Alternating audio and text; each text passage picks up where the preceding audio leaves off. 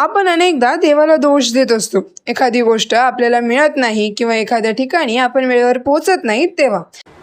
कधी कधी एखादी गोष्ट आपल्याला न मिळणे हेच तर देवाने आपल्यासाठी केलेले रक्षण असते.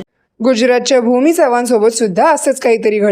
मागच्याच वर्षीची ही गोष्ट आहे. 12 जून 2025 रोजी भूमीची अहमदाबादहून लंडनला जाणारी एअर इंडियाची फ्लाईट होती.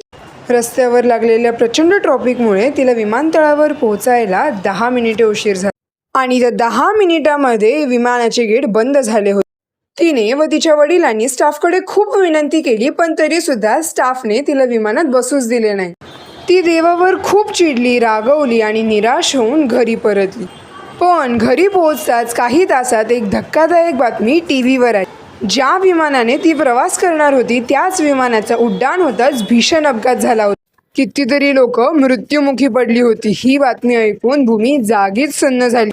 ज्या 10 मिनिटामुळे तिने दिवसभर देवाला दोष दिला ते 10 मिनिट दुसरं काही नसून देवाने तिचे केलेले रक्षण होते. आणि म्हणूनच एक गोष्ट नेहमी लक्षात ठेवा की एखादी गोष्ट आपल्याला जर मिळत नसेल तर त्यासाठी निराश होऊ नका, कारण देवाने केलेले नियोजन हे आपण केलेल्या नियोजनापेक्षा नेहमीच श्रेष्ठ असते. व्हिडिओ आवडल्यास लाईक, शेअर आणि सबस्क्राईब करायला विसरू नका.